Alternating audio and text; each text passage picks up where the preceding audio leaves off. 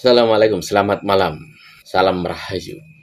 Masih ramainya soal nasab. Saya tuh berpikir begini, apakah ada oknum-oknum di Indonesia orang yang punya ambisi mau jadi wali songo model baru? Ini belum ada yang bahas kayaknya ya. Apakah mungkin ada orang atau oknum-oknum yang ingin menjadikan dirinya seperti wali songo model baru? Tentu kita tahu wali songo itu walau tokohnya sudah nggak ada, tapi masih meninggalkan jejak sejarah, bahkan jejak amal. Amal apa? Orang ziarah, ekonomi di sekitar situ maju, banyak. Apakah mungkin ada orang yang berambisi seperti itu? Jadi dirinya ini kepingin, wah saya nih seperti wali songo. Nanti misalkan bla bla bla bla, dia dikenang. Wah seakan-akan seperti inilah. Mungkin bisa disebut Syekh, mungkin bisa disebut Habib, mungkin bisa disebut Gus atau apa. Intinya mau menjadikan dirinya seperti tokoh masa lampau. Karena aneh gitu loh. Coba Anda teliti. Kenapa ada banyak kasus makam palsu? Udah dari situ aja. Lepaskan seutuhnya dulu, pikir itu dulu.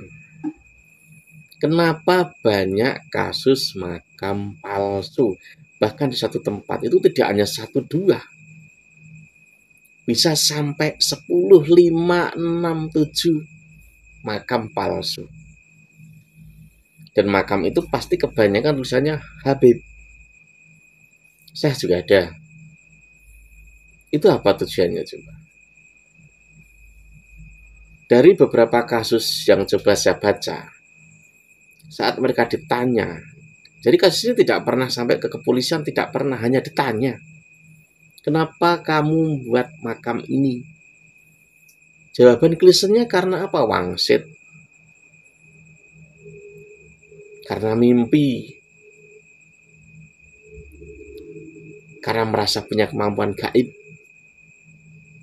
Jawabannya pasti hanya seputar itu.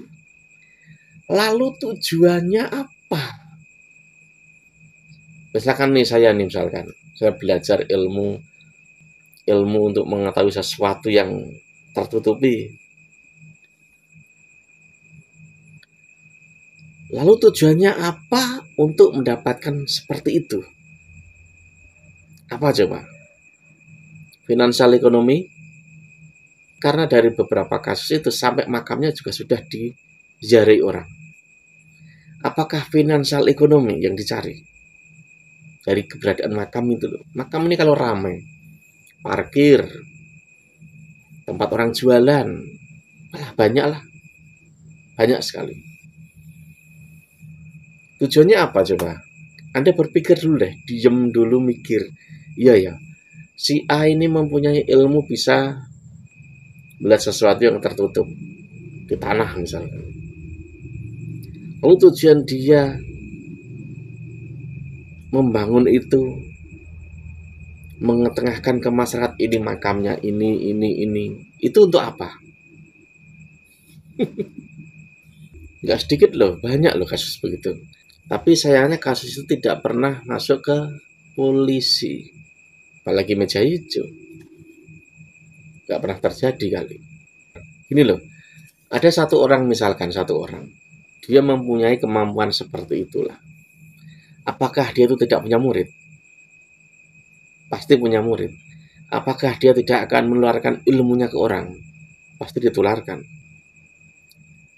Yang menjadi kita berpikir dalam itu, kalian mencari makam untuk apa? Ya kan? Bahkan dimodalin loh, dibangun loh kadang. Banyak. untuk menjadikan dirinya seperti Wali Songo atau bisnis atau apa. Bahkan ada beberapa sejarah juga berubah. Kalau menurut saya bukan berubah itu.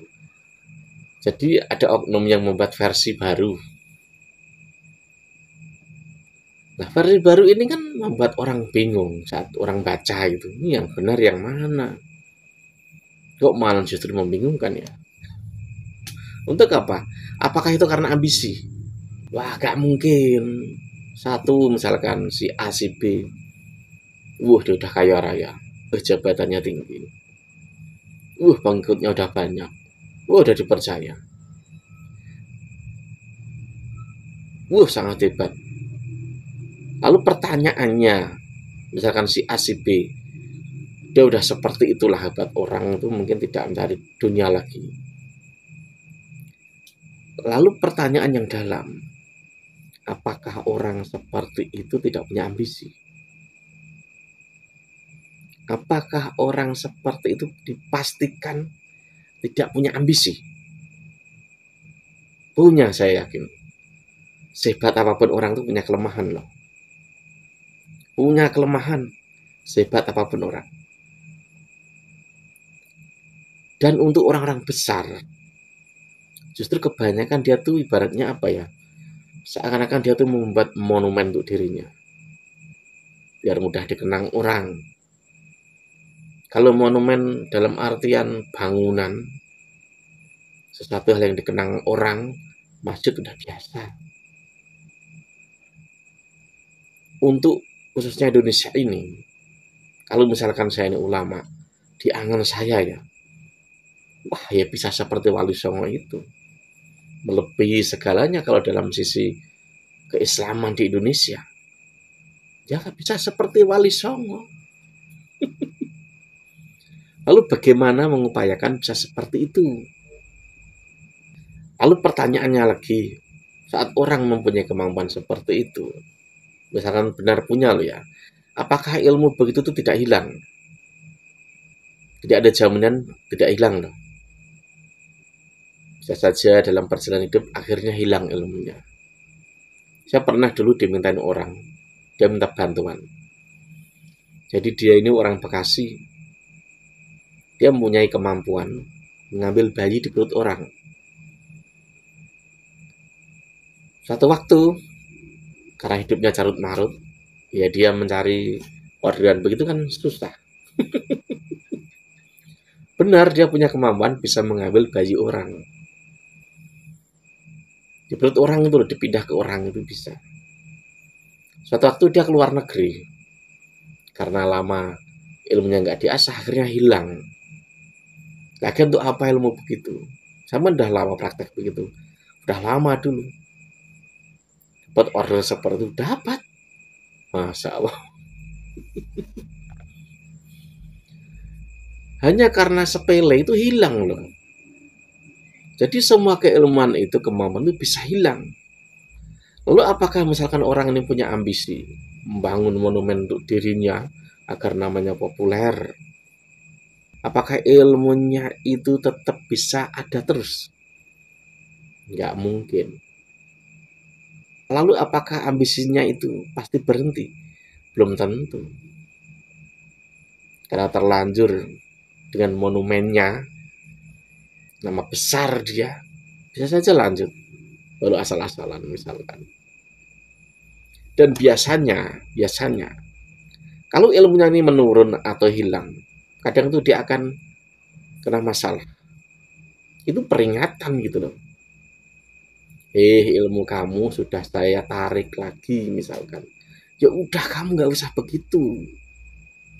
Udah kok terus diperingatkan dengan berbagai macam hal, bahkan cenderung ke fitnah juga bisa, yang betul-betul nyata itu kejahatan atau perilaku yang nggak baik juga bisa dibuka bisa. Ini banyak dialami oleh orang-orang pelaku spiritual, itu banyak. Nggak hanya pelaku spiritual yang model apa ya, Islami, kejawen apa, semua bisa mengalami hal seperti itu. Saat ilmunya udah hilang, lalu dia nganeh-nganeh, neko-neko. Akhirnya der dibuka. Itu peringatan agar dia tidak seperti itu. Banyak.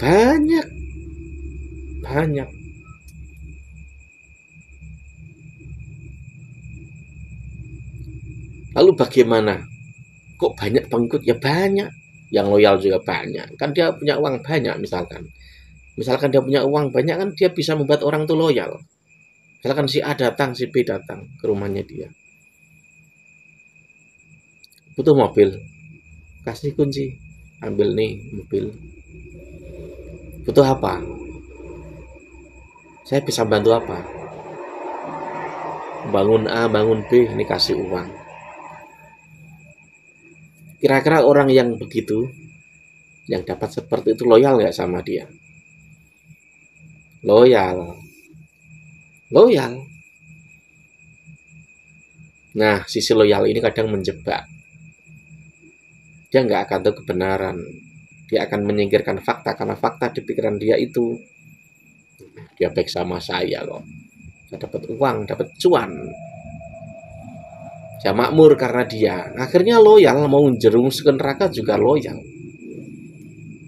Dan satu godaan orang hebat itu, saat orang dikenal itu punya kemampuan khusus, punya kemampuan hal macam-macam lah, spiritual, matematika, dan lain sebagainya. Saat otak ini lemah, saat kemampuan ini sudah diambil Allah, karena dia sudah dikenal, akhirnya dia melanjutkan seakan-akan masih punya. Itu repotnya. Dan yang belain pasti ya yang loyal-loyal itu, karena dia dapat makan dari situ. Oh ini mau ini Idul Adha misalkan, ini ada ini tuh sisa-sisa ada itu, udah bawa saja 3 sapi misalkan, 5 kambing misalkan, bawa pulang. Akhirnya orang itu walaupun misalkan dia tahu kebenaran, karena ditabrakkan dengan orang yang mudah memberi seperti itu, akhirnya apa? Ya tetap loyal dan belain pasti. Itu alami. Lalu salah. Itu loh. Sampai sini, selamat malam.